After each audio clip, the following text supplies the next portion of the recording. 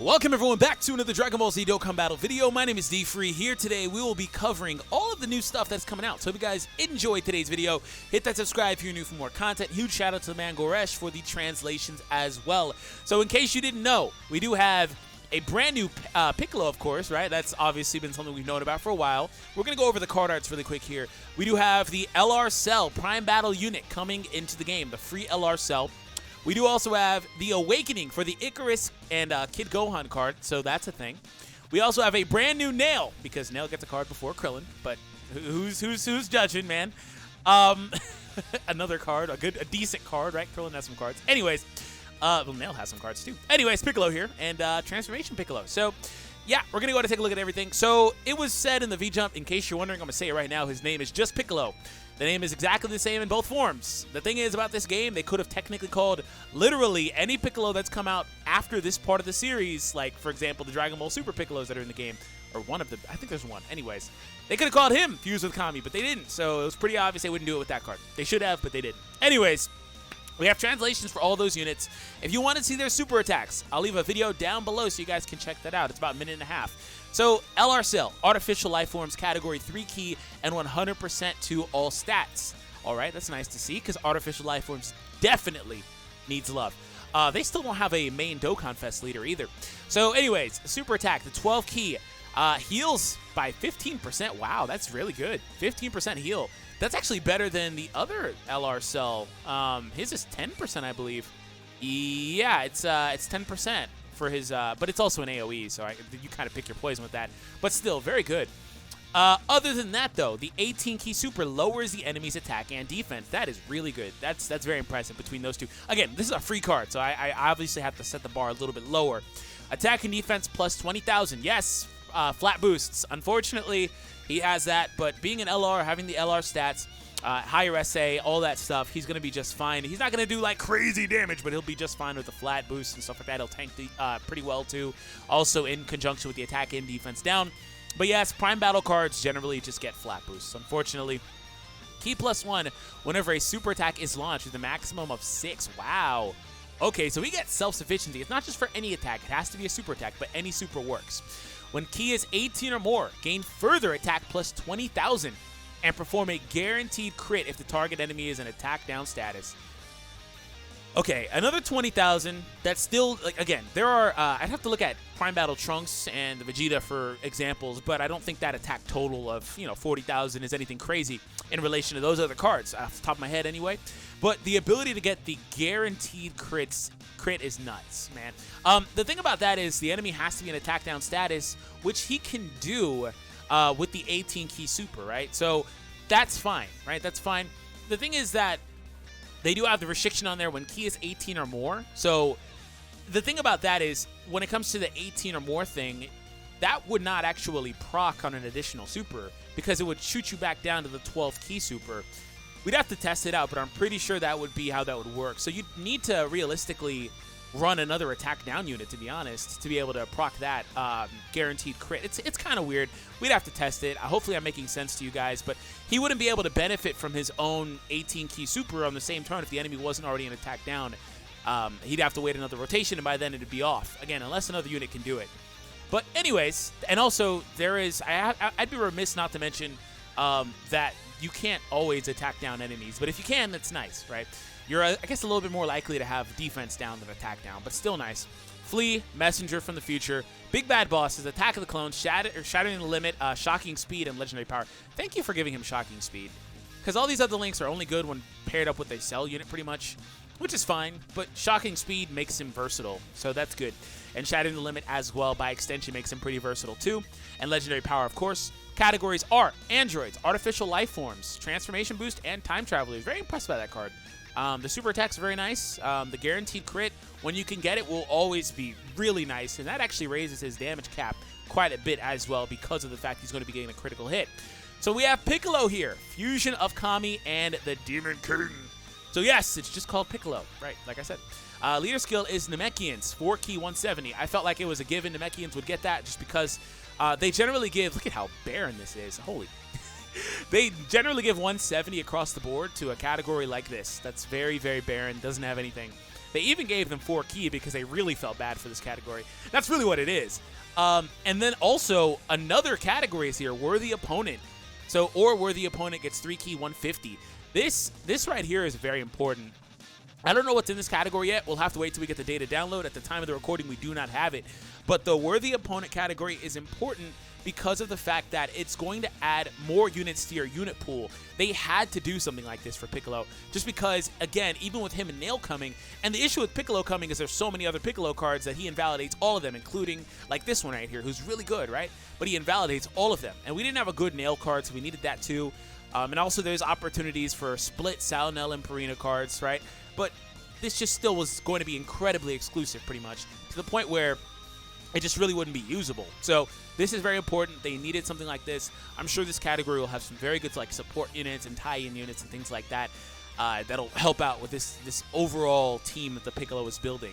So we have Super Attack does immense damage and raises defense. Ooh, this is a limitless defensive raise.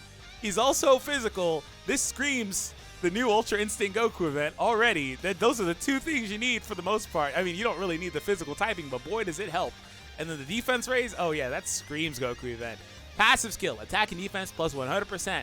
And then when HP is 77% or below, recovers 7%. Yeah, this screams Goku event. Recovers 7% of your HP. Reveal the location of the enemy super attack. Oh my goodness, they're finally bringing that back. That is so good. That's such a good mechanic. And they do have it only on, like, I think this is the second card. I think the only other one is Jace, right? Other than that, they do have the scouter item, but like I'm not running the scouter item when I only have 4 item slots versus harder content. I need all my heals and everything. This card is going to be completely broken against an event like that. Again, that Goku event. He's nuts. Condition. So for the fusion, able to be used starting from the 4th turn from the start of the battle when HP is 70% or above, and there's at least 1 other Namekian category ally on your team.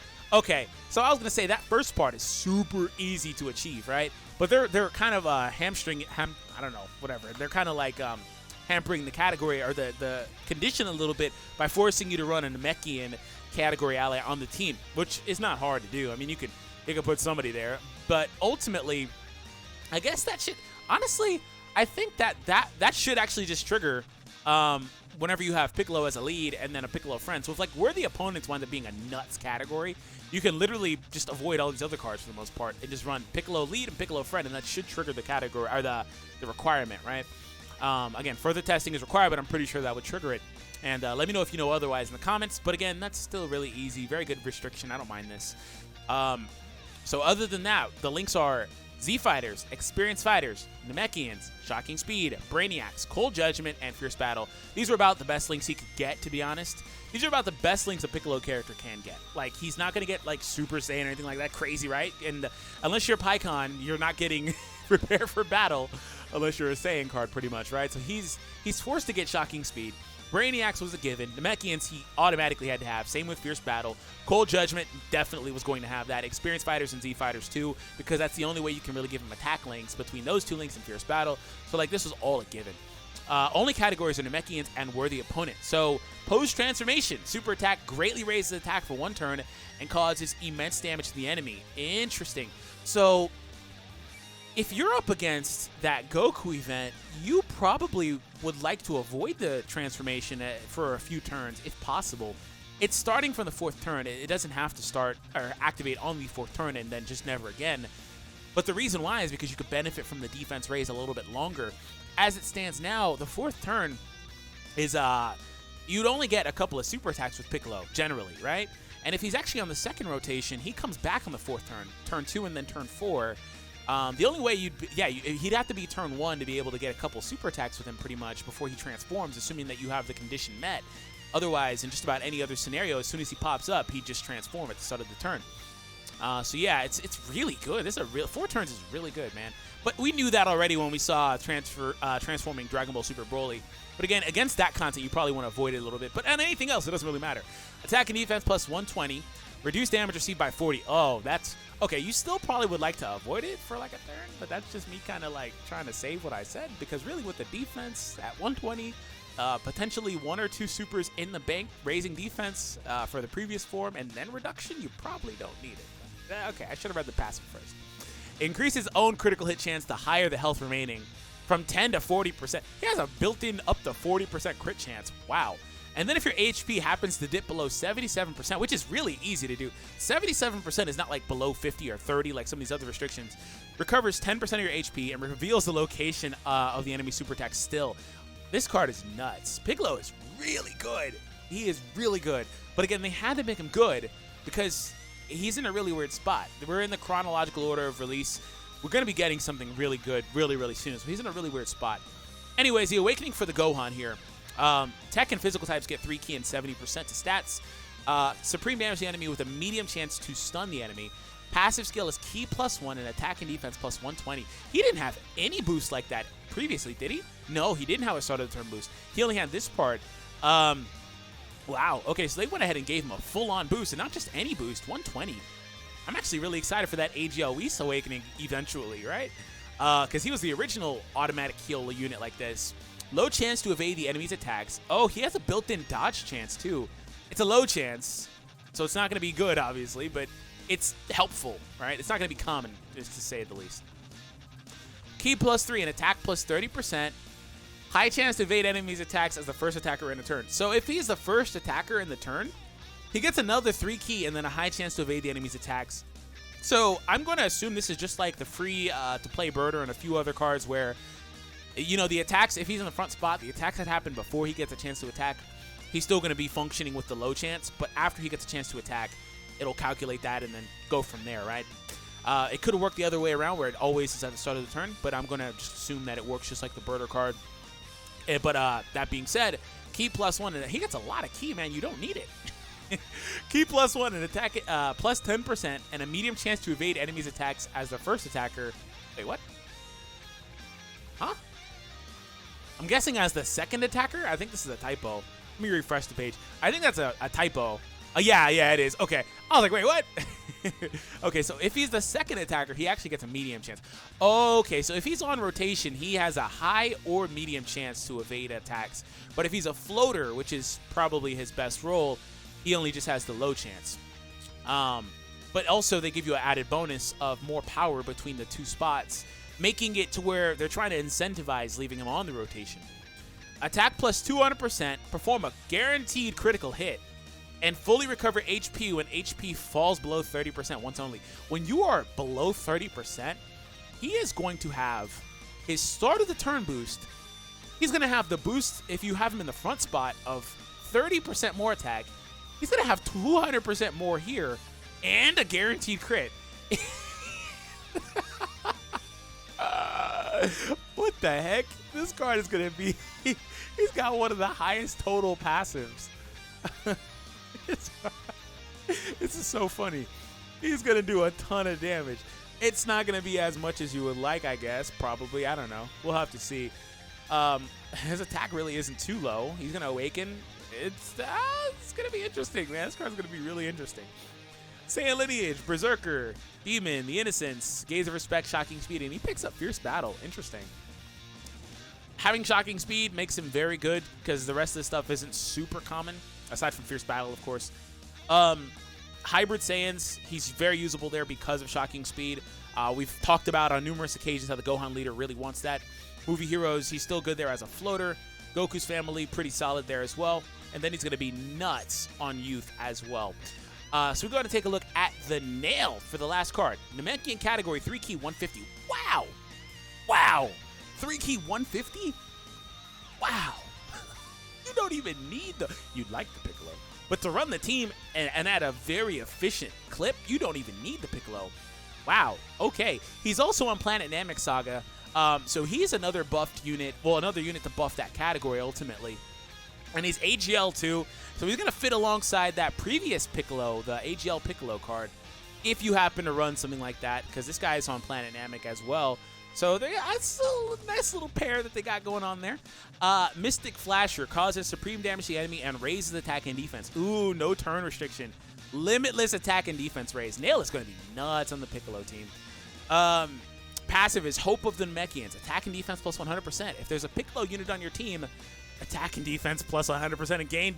Wait, so he gets another 100 if you have a Piccolo on your team? Wait, Is that a stacking thing, or is that either or? I'm pretty sure that's a stack. That's nuts.